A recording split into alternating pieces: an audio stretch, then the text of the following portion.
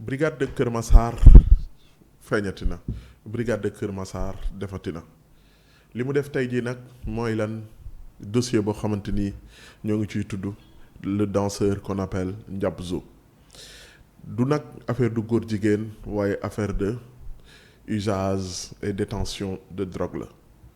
muy benn dossier bu graaw boo xamante ni kat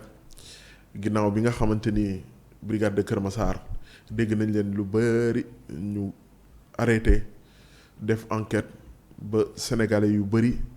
di yuxu seen tur ba sénégalais yu bari di leen jaajëfal tey jii war nañ leen a jaajëfalaat ci dossier bi ñu naan kat de dossier Ndiap Zo. Ndiap Zo c'est le célèbre danseur bi nga xamante ni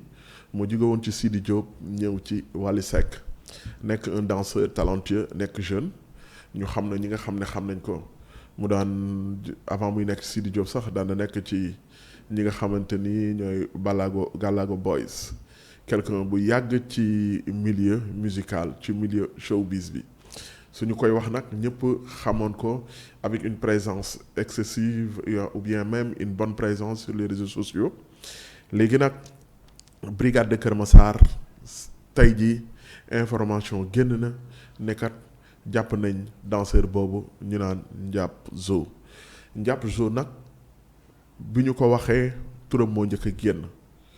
dem nañ tuuti amaat nañ confirmation que Liss Ndiago de l'écurie Diamaguène Liss Ndiago bi nga xam ne c'est le champion de Diamaguène un lutteur talentueux ci dernière sorteem mu pertoon ko moom ak Diop 2 avant dernière sorteem mu pertoon ko ak Ada Fass moom it tudd nañ ko ci muy doon un dossier très très grave parce que pour le moment information yi ñu jot a jot ñoo ngi ko arrêté ci benn appartement bu nekk Ouest Foire donc brigade de recherche dem ak ay information enquête am yéegoon na ne am na ñoo xamante ni ñoo nga fay daje di utiliser du sax drogue légère même bu dee drogue légère sax amul mais drogue dure maanaam cocaïne lañ leen jàppee muy usage pour le moment enquête bi usage la waxagul moom lañ ko toppeegul donc mu doon loo xamante ni kat ça devient très grave enquête bi dem na ba ñu xam ne ñi ñu ko arrêté lool Liss Ndiago bokk na ci le lutteur Liss Ndiago un jeune très talentueux moom it donc pour le moment ñu ngi leen di toppee association de malfaiteurs ak détention ak usage de drogue dure mooy maanaam cocaïne bi nga xamante ni moom lañ leen jàppee quantité bi ñu leen jàppee waxaguñu ko en brigade bi moo ngi continuer mais c'est le début d'un commencement parce que drogue buñ la ci jàppee nekkul rek jàpp nañ la ci fa lay yam enquête bi day continuer enquête bi mën na romb ku xam brigade de Kër Massar xam ne ñoom kat seen enquête dañuy fël di dem xamuñu fan la wànnent di mujjee ki gëtam mais une chose est sûre dafa am loo xamante ni kat Sénégal dañ ko adopté muy loi bi nga xamante ni muy depuis 2007 muy la loi Latif Gueye sur le durcissement des peines si wàllum drogue ñu adopté ko muy la loi 2007-31 bi nga xam ne ni ndem si yàlla Abdou Latif Gueye jiite woon Jamra nekk frère même bu dul frère de même père et de même mère Mame Makhtar Gueye Jamra moom moo ko defoon proposition de loi bi sur le durcissement des peines sur la détention de la drogue mais tamit ñu jël chanvre indien bi boole ko tamit ci peine yooyu nga xam ne moom la ñuy wax drogue dure donc c'est ñoom il faut que ñu xam ndax usage rek la woon wala détention rek la woon wala dañ leen di mën a toppee parce que bu ñu leen toppee ak trafic de drogue la peine peut être plus dure parce que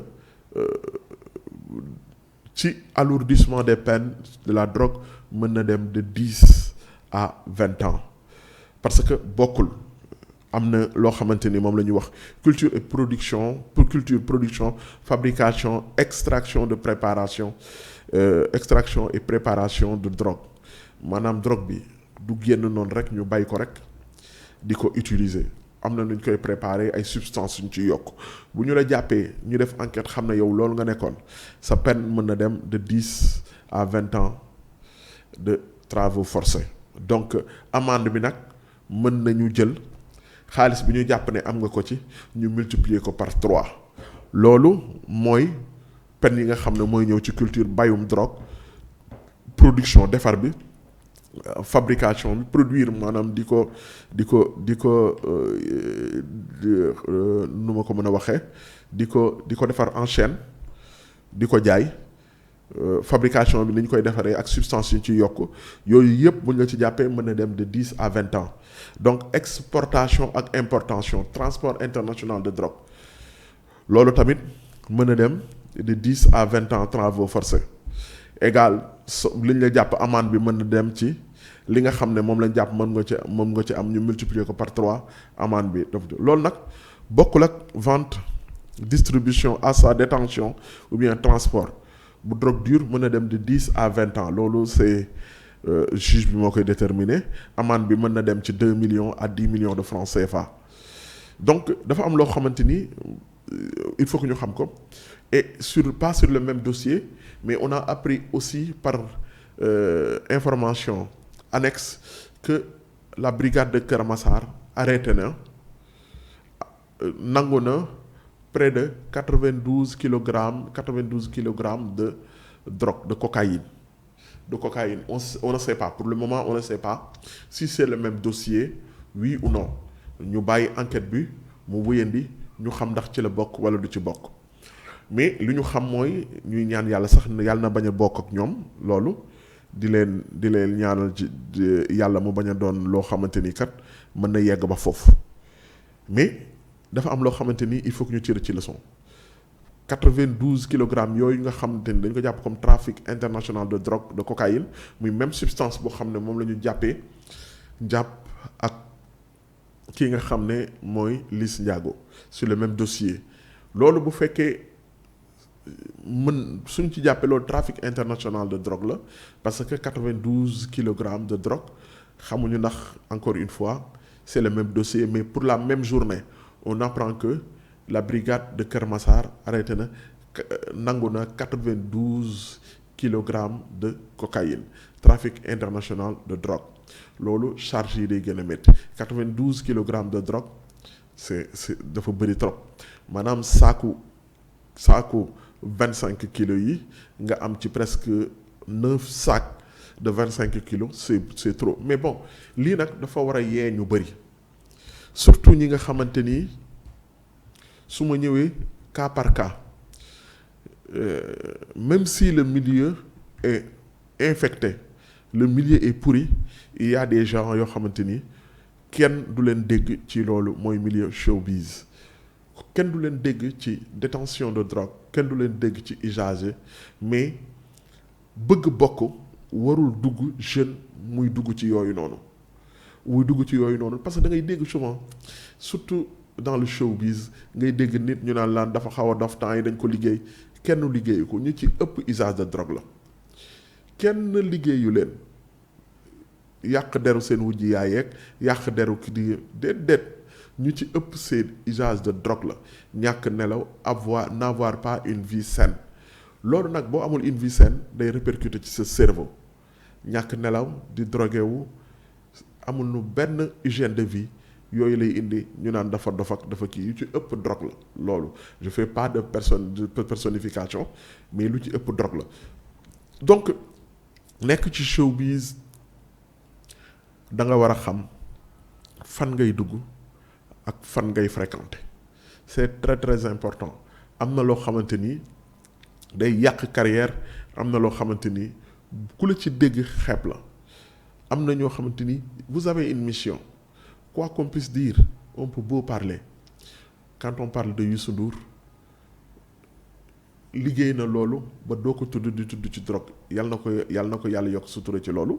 mais dafa am charge boo xam ne tamit dafa ñëw ci jeune génération ba am na lu bëri yoo xamante ni buñ ci dugg waru ko jege waru ko dende te yii nii usage drogue jàpp drogue ak ñu lay jàpp drogue ay cocaïne ak yooyu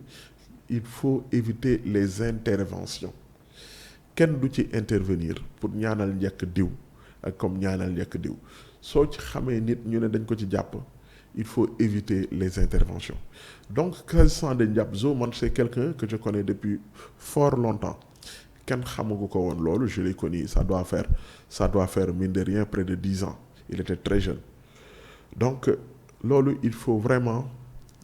éviter cette fréquentation là baaxul ci kii s'agissant de Liss Ndiago bi nga xamante ni RFM moo ko ci tudd ñu ne bokk na ci selon les enquêtes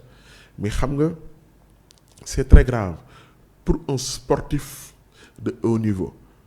nga porter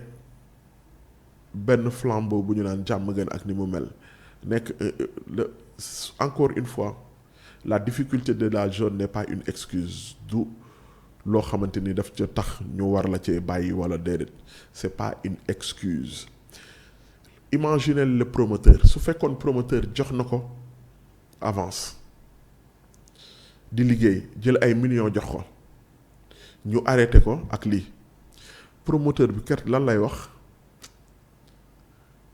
léegi day toog di xaar ñu àtte ko ñaanuma ko yàlla bu mu fa yegg tëj ko benn 2 ans wala benn 3 ans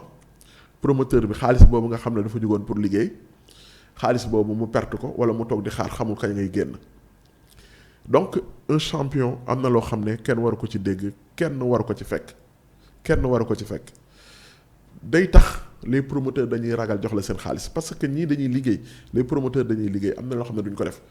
jox la sa xaalis tey jii nga tëdd ñoom xamuñu ni ñuy def mënuñoo ñëw nangu ko l'argent a été consommé lan la ñuy def mënuñu tamit sa avec leur image mënuñu demaat di porter plainte ndaxte xam nañ ne am nañu loo koy fay donc il faut que sooy liggéey il faut le lutteur et le promoteur c'est des partenaires nag dañuy respectante ku nekk fiabilité du partenaire dafa am solo la crédibilité du partenaire si le partenaire n'est pas fiable boo ci dugalee ci xaalis c'est tu encours des risques yoo xamante ni mën na doon yàq yow sa profession wala mën na yàq sa business ndaxte da nga jox avance ñu signal la kooku dafa war a am benn garantie comme quoi que ne su dee ci du jóge du den une erreur professionnelle bu fekkee dafa nara yàq business boobu nga xam ne ak date boobu nga xamante ni moom la amoon te loolu tamit je pense que les promoteurs sont très professionnels il faut que ñoom it seen ay contrat ñu dem ci yenn fautes yi nit bu ko defee bés bu combat bi ñëwee mu dem am bëri ko ba pare reliquat ni mu ciy jotee parce que yow déjà bu doon jàpp nga ko heureusement sax déggu ma ne Liss Ndiago amoon na benn combat bu taxaw mais tout ça c'est à éviter donc le dossier on suit de près ce dossier là xool fan lañ mujj di ñaan yàlla mu yem foofu noonu ñi nga xamante ni kat arrêté nañ leen ci mu bañ a doon lu mu gën a graawee maara day taal yi parce que ñoom ñaar ñëpp c'est des jeunes mais nekk xale du tere am fulla nekk xale du tere am jom dossier bi pour le moment on en est là ci Liss Ndiago Ndiap Zo ñuy xool di xaar brigade de Kër Massar fan lay mujj ak enquête bi ñu leen di dox dig daje ba beneen yoon merci beaucoup